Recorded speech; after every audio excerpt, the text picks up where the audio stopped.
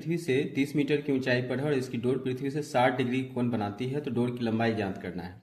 ये देखिए यहाँ पतंग है और ये जमीन से 30 मीटर की ऊंचाई पर है और ये इसका उन्नयन कोण जो है 60 डिग्री का है। हमको इसकी रस्सी की लंबाई ज्ञात करना है।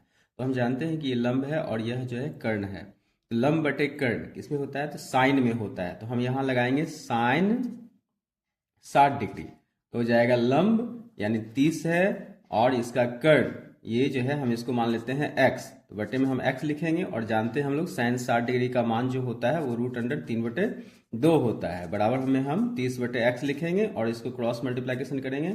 x √3 बराबर हो जाएगा 60 और x का मान प्राप्त हो जाएगा 60/√3 और इसके हर का परमेकरण करेंगे हम लोग, तो यह प्राप्त होता है 60√3/3 अर्थात ये कट गया 20 मरतबे, तो यहाँ आया 20√3 मीटर। यह इसका आंसर होगा। ये ऑब्जेक्टिव टाइप क्वेश्चन है, इसका प्रोसेस आप लोग को रफ में करना है। और आगे क्वेश्चन बढ़ते हैं। एक 20 मीटर लंबी सीढ़ी दीवार के साथ 60 डिग्री कोण बनाती है और दीवार पर उस बिंदु की ऊंचाई ज्ञात करें जहां सीढ़ी दीवार को स्पर्श करती है। ये देखिए यहाँ पे ये दीवार है और यह जो है ये सीढ़ी है। दीवार से जो है सीढ़ी लगता है यहाँ पे 60 डिग्री का कोण बनाता है और यह सीढ़ी 20 मीटर की है।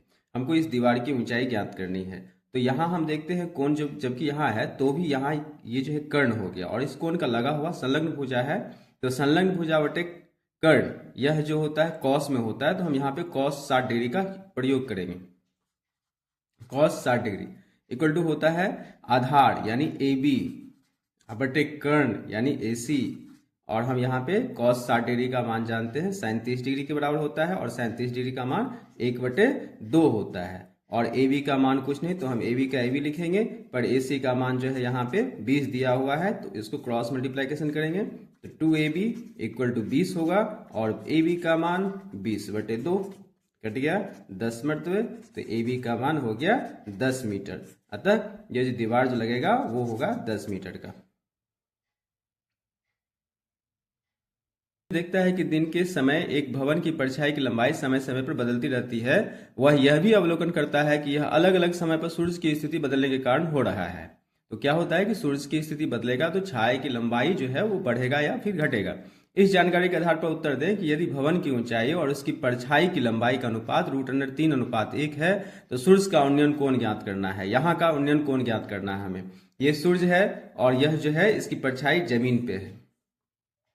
इसका अनुपात √3:1 दिया हुआ है, तो मान लेते हैं कि जो भवन की ऊंचाई है, भवन की ऊंचाई अब बटे परछाई, परछाई की लंबाई, परछाई की लंबाई, इसका अनुपात दिया हुआ है √3/1।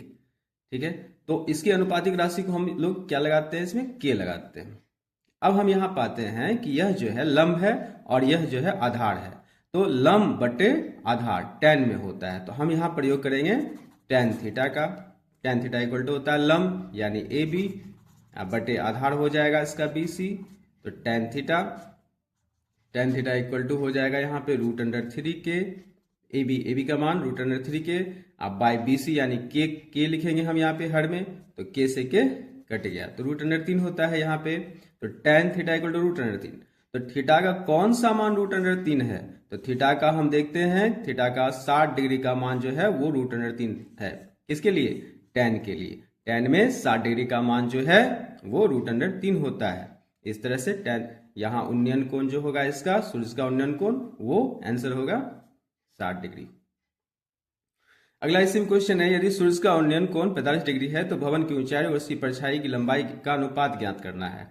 भवन की ऊंचाई ये है, ये भवन की ऊंचाई है और ये परछाई है, तो भवन की ऊंचाई और परछाई का अनुपात निकालना है जब कोण 45 डिग्री का हो। तो जब 1/1 जो है ना, तो दोनों का अनुपात यानी इसकी ऊंचाई, भवन की ऊंचाई और परछाई की लंबाई का अनुपात हो गया 1:1। आंसर होगा इसका 1:1। क्वेश्चन 5 नंबर का, 5 मार्क का है। ये एनसीईआरटी से है। मीनार के आधार से एक सरल रेखा में 4 मीटर और 9 मीटर की दूरी पर स्थित दो बिंदुओं से मीनार के शिखर का उन्नयन कोण पूरक कोण है, तो सिद्ध करें कि मीनार की ऊंचाई जो है वो 6 मीटर का है। ये हमको सिद्ध करना है। देखिए यहाँ आकृति बना हुआ है, ये ABC जो है एक ट्रायंगल प्राप्त हुआ हमको, जहाँ पे ये AB जो है मीनार है और ये जो है मीनार के पाद से 4 मीटर बिंदु पे जो है 4 मीटर की दूरी पर एक बिंदु डी है और 9 मीटर की दूरी पर बिंदु सी है। तो यहाँ से इसके मीनार के शिखर का उन्नयन कोण जो है वो पूरक कोण पाया जाता है। तो माने कि मीनार की ऊंचाई जो है x मीटर है और साथ ही साथ यदि हम मानते हैं कि इसका पूरक कोण है तो कोण ए सी बी वो हो जाएगा थीटा और कोण ए डी बी वो हो जाएगा 90 डिग्री माइनस थीटा। अब यहाँ पे हम त्रिभुज जो है ए बी डी मिल जाएंगे, त्रिभुज ए बी डी में इसमें आते हैं तो यहाँ से हम प्राप्त करेंगे tan 90 minus theta, tan theta का प्रयोग करेंगे क्यों, क्योंकि यहाँ पे लंब है और ये आधार है। क्या होता है इसका फॉर्मूला, tan का फॉर्मूला होता है लंब बटे आधार। तो tan 90 minus theta equal to हम जानते हैं ये होता है cot थीटा और लंब है हम इसका मान चुके हैं x और आधार है यहाँ पे 4, इसको हम मान लिए समीकरण 1। अब हम आते हैं त्रिभुज ए बी सी में, त्रिभुज ए बी सी में जाते हैं, त्रिभुज ए बी सी में जाते हैं तो यहाँ हम पाते हैं ए बी जो है इसका ऊंचाई है और बी सी जो है इसका आधार है। इस स्थिति में यहाँ भी हम tan का प्रयोग करेंगे, tan theta equal to A B by B C होगा, A B by B C. और यहाँ हमको प्राप्त हुआ tan theta equal to A B का मान जो है x है और बी सी का मान जो है 9 है। तो हम यहाँ लिखेंगे x बाई 9 मीटर और चूंकि ये समीकरण हो गया 2। अब समीकरण 1 और 2 से हम पाते हैं कि यहाँ जो है tan है नीचे और यहाँ cot है, दोनों गुना हो जाएगा तो cot theta into tan theta equal to x by 4 multiply by x by 9, tan theta into cot theta 1 होता है और x को x से गुना किए x स्क्वायर बट 9 चौके 36 हो जाएगा। और अब इस स्थिति में x स्क्वायर इक्वल टू 36 और x का जो मान होगा वो होगा √36 यानी 6 मीटर। तो अतः मीनार की ऊंचाई जो है, मीनार की ऊंचाई 6 मीटर। आंसर ये प्रूव हुआ कि 6 मीनार की जो ऊंचाई जो है 6 मीटर का जो सिद्ध करना था ये इसका प्रूव हुआ। आगे क्वेश्चन है 8 मीटर ऊंचे भवन के शिखर से केवल मीनार के शिखर का उन्नयन कोण 60 डिग्री और इसके पाद का अवनमन कोण 45 डिग्री है। टावर की ऊंचाई ज्ञात करना है, केवल टावर की जो है उसकी ऊंचाई ज्ञात करना है। तो आकृति में हम लोग यहाँ आकृति बनाया गया है तो भवन है ये 8 मीटर का और ये केवल टावर है। इसके शीर्ष से, इस केवल टावर के शीर्ष का उन्नयन कोण 60 डिग्री और फिर इसके पाद का अवनमन कोण 45 डिग्री का है। हमें इस केवल टावर की कुल ऊंचाई ज्ञात करनी है। तो यहाँ हम माना जो है CD जो है ये भवन है, भवन की ऊंचाई 8 मीटर और यह किसके बराबर होगा, B के बराबर, ये जो है B के बराबर होगा। और AB जो है ये केबल टावर है, फिर BC जो है भवन और केबल टावर के बीच की दूरी है। तो हम यहाँ पे देखते हैं कि यहाँ एकांतर कोण से ये 45 डिग्री है तो ये भी 45 डिग्री का कोण बनेगा। और यहाँ हम आते हैं त्रिभुज BCD में, त्रिभुज BCD में आते हैं। तो BCD त्रिभुज में जाते हैं तो यहाँ हम tan 45 का प्रयोग करेंगे, tan 45 इक्वल टू तो हो जाएगा लंब बटे आधार, तो CD और बटे में आधार में हो जाएगा BC। tan 45 का मान 1 होता है, CD का मान 8 हुआ, BC का मान कुछ नहीं तो BC ही लिख देते हैं। और यहाँ से हमको BC इक्वल टू प्राप्त हुआ 8 मीटर, यह निकल गया हमको 8 मीटर।